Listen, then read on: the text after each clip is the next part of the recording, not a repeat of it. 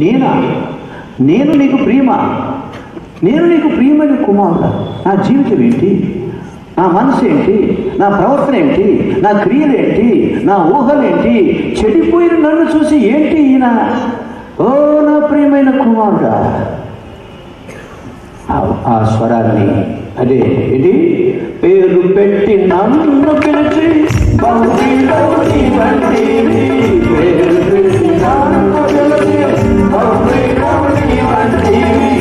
ఆసరములు నమ్మలేక ఆనందా పరవశమై, ఆసరములు నమ్మలేక ఆనందా పరవశమై, ఎందుకయ్యా ప్రేమ ఈ మంచి భాగ్యందు, ఎందుకయ్యా ప్రేమ ఈ మంచి భాగ్యందు, అంటికుండనైన నన్ను మరి మా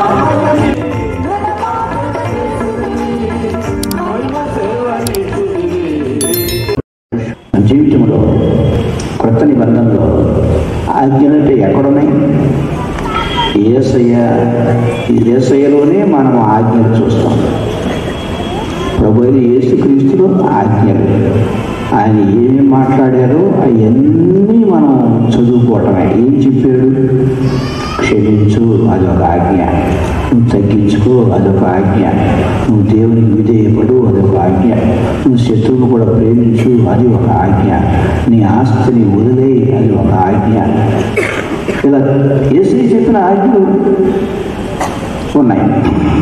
అప్పుడు మహిమ కలిగిన రాజ్యాన్ని యెరూషలేము, పరిశుద్ధమైన యెరూషలేము పట్టణం చేరాలంటే ఈ ఆజ్ఞలన్నీ పాటిస్తూ పాస్ అవ్వాలి, పూర్ణుడు అవ్వాలి. అటువంటి వాళ్ళ దేవుడు రాజ్యానికి వస్తాడు.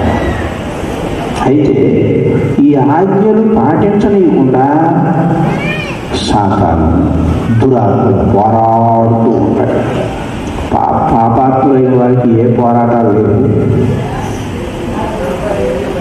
ఈ ఆజ్ఞలు పాటిస్తారు కదా బలంగా, వాళ్ళకే పోరాటం, వాళ్ళకొస్తే పోరాటాలు. ఆ పోరాటం ఏంటంటే అయ్యో గబుక్క నేను అబద్ధం ఆడేసాను, ఓ పోరాటం, అబద్ధం ఆడి అంటే కోపం కోప్పడ్డారు. దేవుని ఆజ్ఞ మీరే నేను కలిగిన అహంకారంగా, అది అహంకారం. నేను తగ్గించుకోవాలి, ప్రభు తగ్గించుకోవాలి అన్నాడు, మౌనంగా ఉండమన్నాడు. నేనేమో పోట్లాడేశాను, తగ్గించుకోలేకపోయాను. అయ్యో ప్రభు, పోరాటం.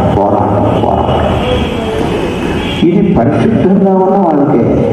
పాపాత్మైన వారికి పోట్లాడుతూనే ఉంటారు, ఆశపడతారు, గర్విస్తారు, కోపం అలా ఉంటుంది, ద్వేషం ఉంటుంది, కక్షలు పెంచుకుంటారు, చిచ్చిరికి పోతారు. వాళ్ళకి చిన్న పశ్చాత్తాపడదు. అసలు అది నేర్పిస్తే కూడా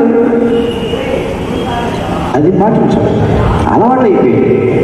పోట్లాడటం, చర్చికెళ్ళటం, అసూయ పట్టడం, చర్చికెళ్ళటం, అహంకారంతో ఉండటం, దురాశ ఉండటం, సినిమాలు డ్రామాలని బాగా చూసి ఆనందించడం, మళ్ళీ చర్చికి వెళ్ళటం, ఇది మామూలు కారణానికి అలవాటు అయిపోయింది. అది పాపాలా అని అంటారు కొంతమంది. పరిశుద్ధత అంటే ఏంటి? ఇప్పుడు జీవితంలో దేవుని యొక్క ఆజ్ఞలు మనలో ఉండాలి. యేసయ్య అంటాడు, నా తండ్రి నాకు ఆజ్ఞాపించినట్లుగానే నేను జీవిస్తున్నాను అంటాడు. నా తండ్రి నాకు ఆజ్ఞాపించాడు. యోహాను సువార్తలో మనం నా తండ్రి ఆయన ఆజ్ఞాపించినట్లుగానే నేను 12 యోహాను సువార్త 12:49-50 నా అంతట నేనే మాట్లాడలేదు, నేను ఏమనవలను, ఏమి మాట్లాడవలను, దాన్ని గురించి నన్ను పంపిన తండ్రి నాకు ఆజ్ఞ ఇచ్చి ఉన్నాడు. యేసయ్య తండ్రి దేవుని ఆజ్ఞలన్నీ పాటించాడు. యేసయ్య సంపూర్ణంగా పాటించాడు. ఏంటి? యేసయ్యకు, ప్రభువైన యేసుక్రీస్తుకు తండ్రి దేవుడు ఇచ్చినటువంటి ఆజ్ఞలు ఏంటి? ముఖం మీద ఉమ్మొస్తారు, కుమారుడా నీవు తెలుసుకో, ఉమ్మూసిన వాళ్ళని ద్వేషించవద్దు, క్షమించు.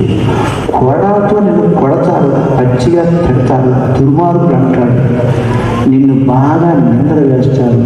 కుమారుడా ఆజ్ఞలంటే, తండ్రి ఇచ్చిన ఆజ్ఞలంటే ఏంటి? నువ్వేమీ ఎదురు చెప్పుకో, నువ్వు మౌనంగా ఉండు. నీకు వేదనకరమైన మరణం, సిలువ, చేతుల్లో గాయాలు, పాదాలకు గాయాలు, ఇవన్నీ కూడా నీ దగ్గర ఒక దొంగోడు కూడా ఉంటాడు. ఇస్కరియోతు యూదా, వాడు దొంగోడే.